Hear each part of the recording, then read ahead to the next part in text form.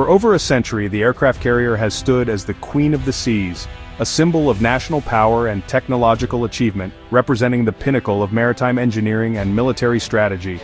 As floating airfields, these massive ships are capable of projecting military might to every corner of the globe, launching aircraft and missions far from home shores, and serving as a visible reminder of American resolve. These colossal vessels are more than just warships.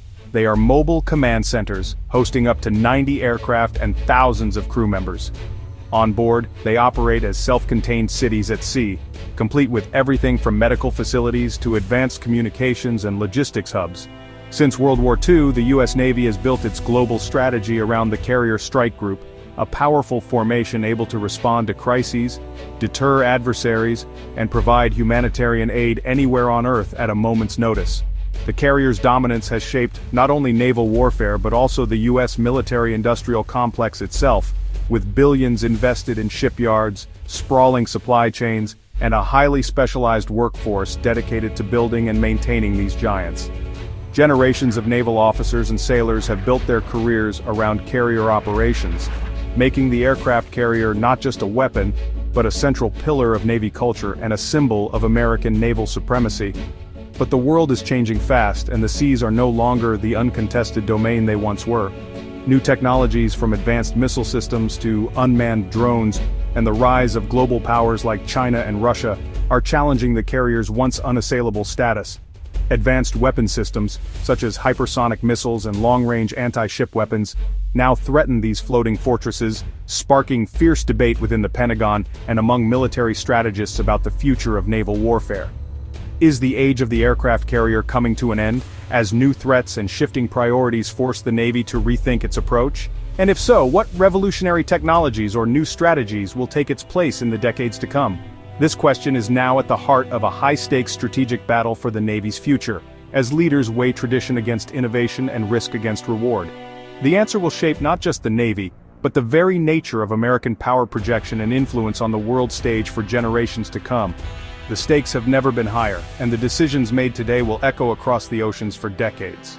Enter Elon Musk, the disruptor behind Tesla and SpaceX, now leading the Department of Government Efficiency, DOGE, under the Trump administration.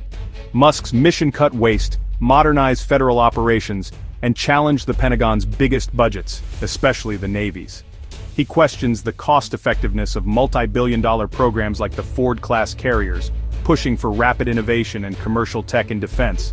Musk's management style, demanding, fast-paced and data-driven, clashes with the military's traditional hierarchy, creating both resistance and urgency.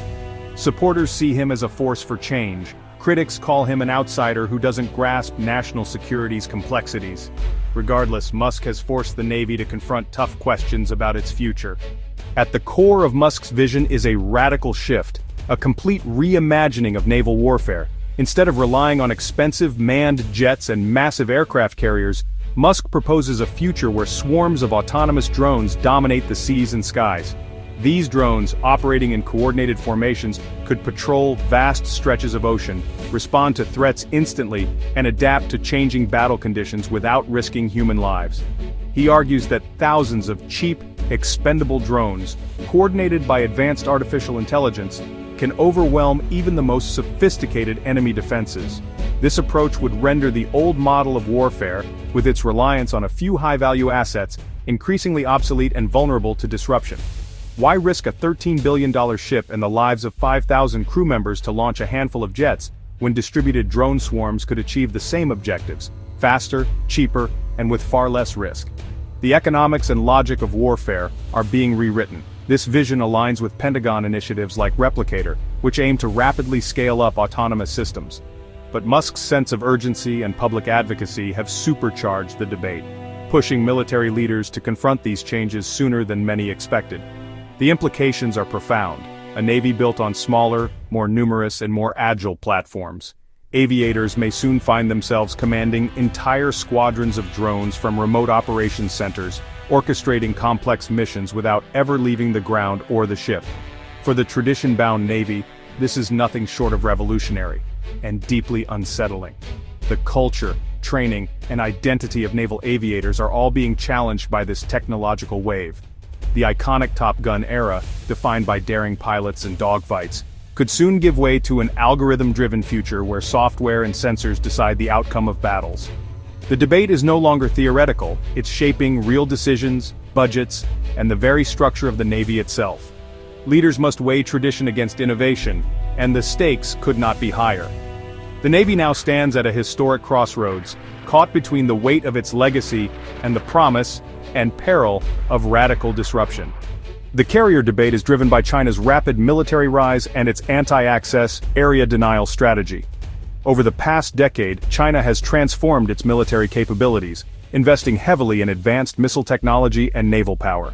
This shift has fundamentally altered the balance of power in the Pacific, raising urgent questions about the future of U.S. naval dominance. China's so-called carrier-killer missiles, the DF-21D and DF-26, can strike moving ships at hypersonic speeds from thousands of miles away. These missiles are specifically designed to target large, high-value vessels like U.S. aircraft carriers, making them a game-changer in modern naval warfare. These weapons create a vast no-go zone for U.S. carriers, threatening to neutralize them without a shot fired. The mere presence of these missiles forces U.S. naval planners to reconsider their strategies and deployment patterns.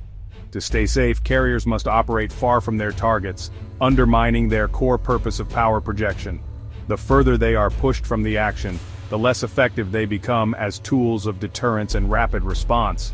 Critics like Musk argue it's strategic malpractice to invest billions in platforms so vulnerable to new threats. The cost of building and maintaining a supercarrier is staggering, and some believe those resources could be better spent on more adaptable technologies. The A2/AD challenge makes the case for a more distributed, resilient force, drones and smaller vessels that can survive in contested zones.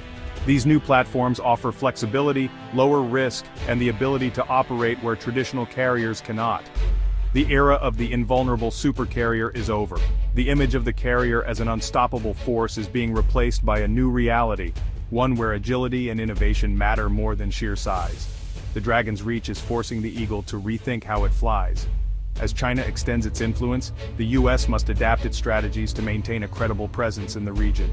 The Navy must adapt or risk irrelevance. Innovation, rapid adaptation, and new thinking are now essential for survival in the face of evolving threats. The stakes are global security and American deterrence. The outcome of this technological arms race will shape the balance of power for decades to come. The future of naval warfare is being decided now, in real time, as both sides race to outthink and outmaneuver each other on the world's oceans. Despite doubts, the Navy is pressing ahead with the Ford-class supercarriers, its most advanced and expensive warships ever. Packed with cutting-edge tech like electromagnetic catapults, advanced radars, and powerful nuclear reactors, these ships are designed for efficiency and higher sortie rates. Automation reduces crew size and operational costs, making the Ford class theoretically more lethal and efficient. But these advances don't solve the core problem: vulnerability to long-range missiles. Critics question whether the immense cost brings real security in a world of hypersonic threats. The Ford class may be a perfected platform for an era that's ending. The Navy faces a paradox: technological marvels that may be strategically obsolete. The clash between tradition and disruption is now public and urgent. The vision of drone swarms is bold, but many defense experts warn it's not ready for prime time. Current drones lack the range, payload, and survivability of manned fighters like the F-35. Reliance on networks makes them vulnerable to jamming and hacking. One cyber attack could ground an entire drone fleet. Carriers remain unmatched as mobile command centers, able to sustain operations far from home. The human pilot brings adaptability, judgment, and creativity that no AI can match. Warfare is unpredictable. Removing humans from the loop is risky. Drones will play a growing role, but the carrier and aviator remain essential for now. The future may be hybrid, not a total replacement. The Navy stands at a historic crossroads: stick with the supercarrier or embrace radical change. Tradition means incremental upgrades to proven platforms, betting on the carrier's enduring value. Disruption means shifting to distributed fleets, drone swarms, and rapid innovation. This is more than a hardware debate, it's a battle for the Navy's identity and future. The outcome will shape American power projection for decades. The likely path is a hybrid: fewer carriers, more unmanned systems, and new operational concepts. The balance between old and new is the critical question. The Navy's choices now will determine if it rules the waves or fades into history. The debate is fierce, the stakes immense. The world is watching as the Navy decides its fate.